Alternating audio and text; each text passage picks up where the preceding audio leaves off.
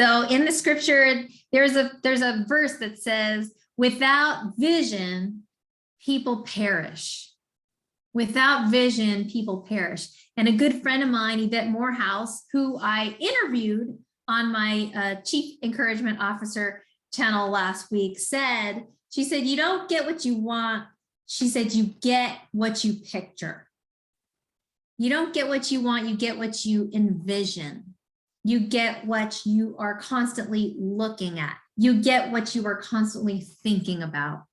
So let's think about the thoughts that are entering into our minds. You know, we can either be purposefully looking forward, being hopeful, having the right vision in our minds, the type of vision that fills our heart, or we could be thinking and meditating on the things that cause us fear. And I'm guilty of that all the time. I'm a mom. I think maybe as moms we're wired, or as parents we're wired to think the worst when you hear something and then your brain starts going in this direction. You're like, wait a minute, how did I get here? Right?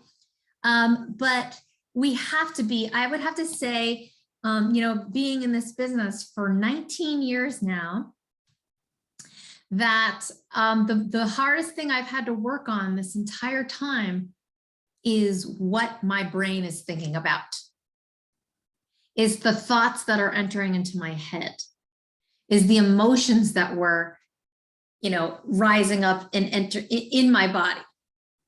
And we have a choice. So my son, you know, he's 10 years old, right? And he's always, sometimes this is my middle child is the reactive one, right? He's the one that like, he cannot help but just, you know, just burst out in however he's feeling. And I'll say to him, I'll say, you know, Lucas, I was like, you know, we have a choice. He goes, you made me mad, or the baby made me mad, or this person made me mad. And I said, well, they don't make us mad. We choose to be mad. They did something to us, but we choose to be mad. And it's hard for a 10-year-old to understand that. It's hard for an adult to understand that sometimes, but it's true. So when we are thinking about our life, we have to take 100% responsibility of our thoughts and actions. And this group here in particular, I mean, you guys are rock stars. I mean, you guys are the most positive, understanding, humble group of people that I've ever met. And, you know, but even wonderful people still struggle because we are human with these thoughts that come into our mind, with these things that we allow for us to see that we don't really want to see. So I'm at the gym and they play the TV all the time. And I try to pick the Stairmaster that's not in front of a TV, because if I'm in front of a TV, I'm going to get the negative news. I'm going to get that someone was shot and this, that. And I'm like, oh my God, I did not want to see that. Right. And I pray for them. I feel bad that event happened. And I know we can't avoid that those things do happen, but we don't have to fill our lives with that all day long. We should be able to choose what we see and what we surround ourselves with. So having the clarity of your vision of what you want is another step to that.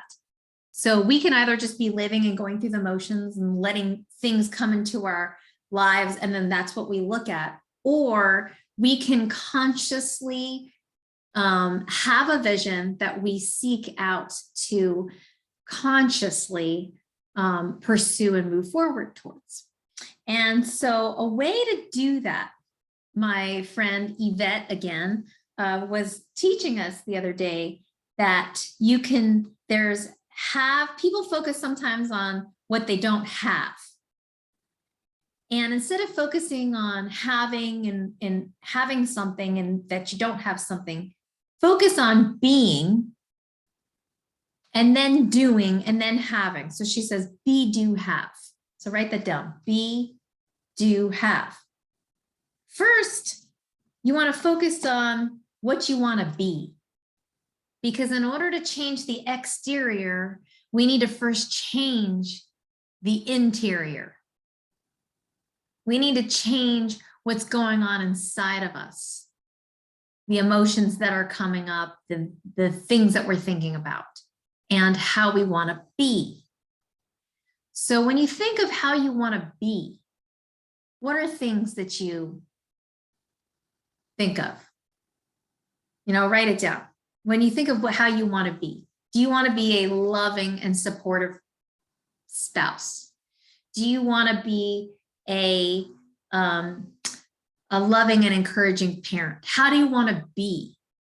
And when we can focus on being a certain way, I always want to be grateful, because I feel like I can't be grateful and hateful at the same time.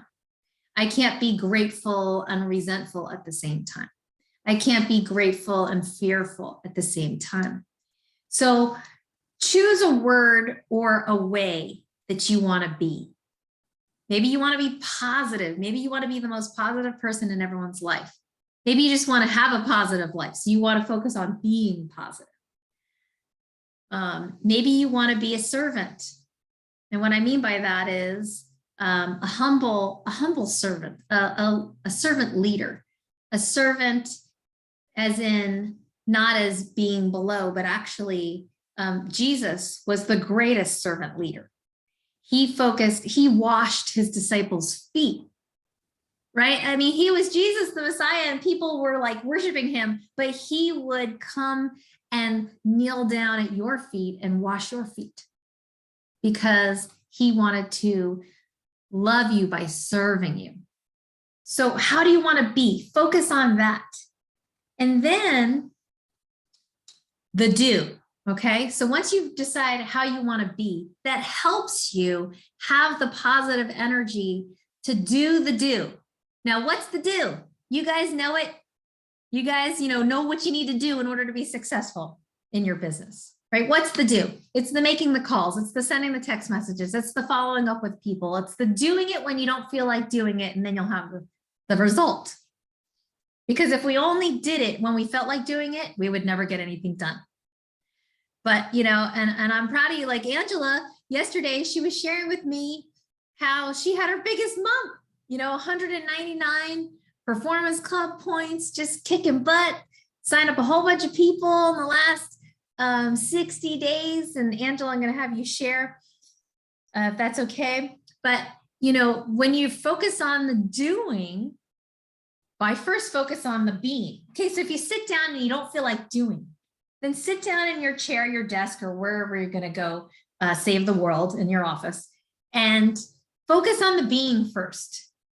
Someone said tea meditation. She's like, in the morning I start and I have my tea and I just meditate on, what does this taste like? What does this smell like? And then she focuses on being. How does she want to be? Getting the mind right. Okay, just take 5 minutes to kind of just say, okay, take a deep breath. This is how I want to be. And then it gives you the motivation to start doing the do. So now you're doing the do. And as a result, you have what you wanted to have. But some people just focus on what they want to have, and then that makes them realize that they don't have it, instead of focusing on being and doing.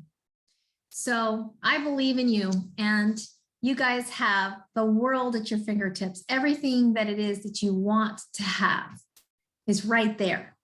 So we just need to work on ourselves harder than we do on our job.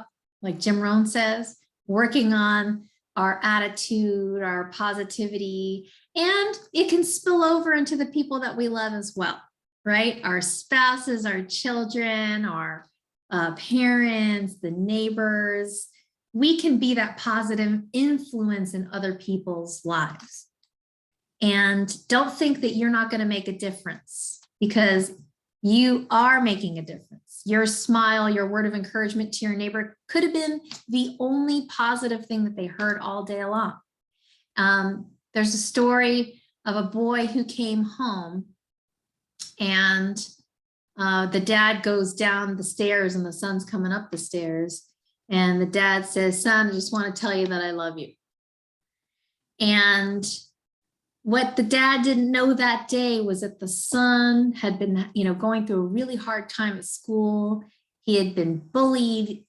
Then the parents didn't know that this was going on, because he's shy, just doesn't want to bother his parents or ask for much. But the son was really thinking about just giving up on life. And that one word of encouragement is what changed the course this gentleman said he ended up becoming a big author of a book, and he keeps going back to this one moment where he decided to keep living because his dad said that at that moment. And I guess his dad had never really said that stuff before. And it just was that one moment that the dad finally decided to say, son, I just want to let you know that I love you. Maybe it was the first time he had said that. And it just made all the difference. So we just don't know. We just don't know. So I'm proud of you guys.